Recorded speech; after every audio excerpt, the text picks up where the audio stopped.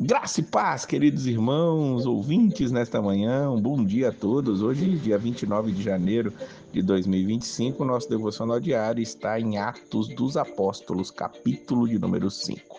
O inimigo tenta de todas as maneiras parar a igreja. Os inimigos são os fariseus, saduceus e Satanás, que está agindo por trás disso tudo, tentando destruir e parar e atrapalhar a igreja. Agora ele vai se infiltrar através das pessoas de Ananias e Safiras. Nós tivemos no final do capítulo 4, nos versículos 36 e 37, um homem chamado Barnabé, que é traduzido como filho da consolação, que tinha uma herdade, vendeu, trouxe o preço e depositou aos pés dos apóstolos. No capítulo 5, nós vamos ver aqui Ananias e Safira vendendo também uma propriedade.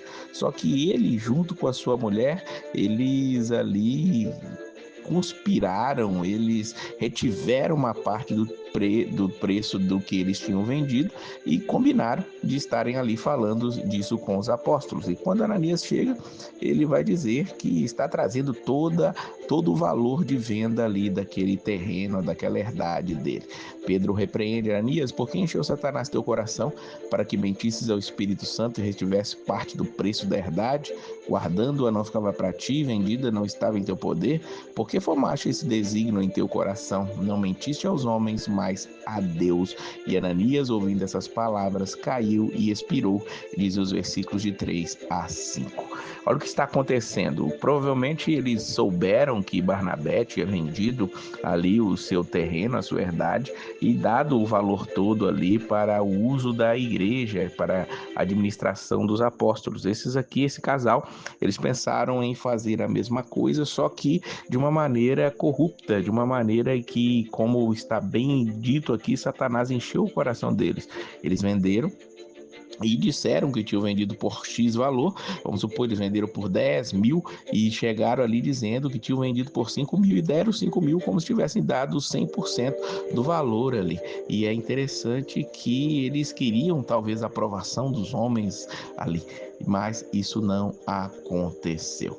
Veja que Pedro, quando vai falar com eles ali, ele vai dizer para eles que eles não precisavam ter feito dessa maneira, eles podiam simplesmente vendido aquilo ali e continuado com o valor deles, né? Então, as pessoas precisam entender que não era obrigatório fazer isso, mas eles ali arquitetaram esse mal e assim expiraram. 3 horas depois, a mulher chega, fala a mesma coisa e também morre, e houve um grande temor em toda a igreja e em todos os que ouviram estas coisas, tá? Então Pedro repreende a eles dizendo: porque entre vós concertastes para tentar o Espírito do Senhor?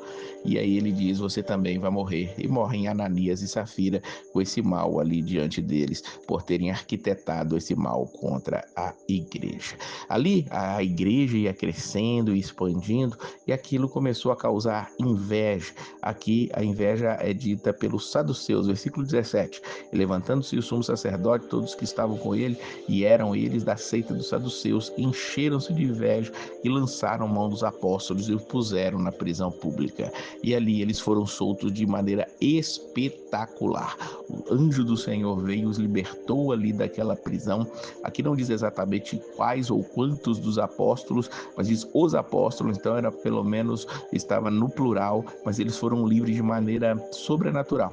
Um anjo veio, os tirou dali e eles já saíram dali continuando pregando a palavra do Senhor. Quando os guardas ou aqueles homens que tinham prendido foram buscá-los, eles não estavam lá, a prisão estava fechada, tudo estava da mesma maneira como eles tinham deixado, inclusive os guardas estavam ali na frente, mas não, eles não estavam lá. E o versículo 25 diz que quando alguém chega e diz: eis que os homens que encerraste na prisão estão no templo e ensinam ao povo, eles chegam a eles agora e dizem para eles se calarem, mas Pedro, ele toma a frente junto com os apóstolos e responde no versículo 29: mais importa obedecer a Deus do que aos homens. E aí ele prega: o Deus de nossos pais ressuscitou a Jesus, ao qual vós mataste, suspendendo no madeiro. Deus com sua destra o elevou a príncipe e salvador para dar a Israel o arrependimento e a remissão dos pecados. Veja que Pedro, ele não para de falar sobre a ressurreição, pregação sobre arrependimento e ali o perdão dos pecados. Essa é a pregação que não mudou na igreja primitiva, não mudou na pregação de Paulo e anteriormente o próprio Jesus e até João Batista antes disso já pregava o arrependimento, e isso não pode fugir de nossos lábios. Jesus, o crucificado, veio para nos salvar, aquele que foi suspendido no madeiro.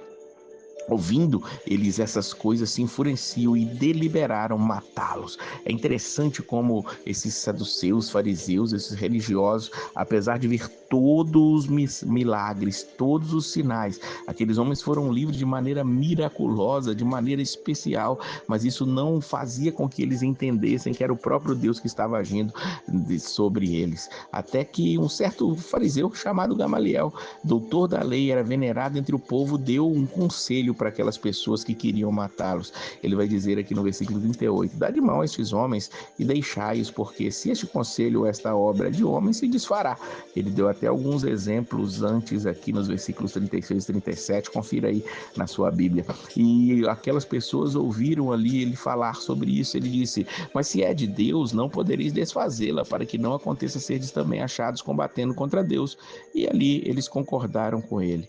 E ali se retiraram-se da presença do conselho os apóstolos, regozijando-se de terem sido julgados dignos de padecer afronta pelo nome de Jesus. Que coisa maravilhosa, eles estavam ali regozijando-se, não de terem sido libertos, mas de terem sido julgados dignos de padecer afronta, porque eles estavam pregando a Jesus Cristo, falando da palavra do Senhor.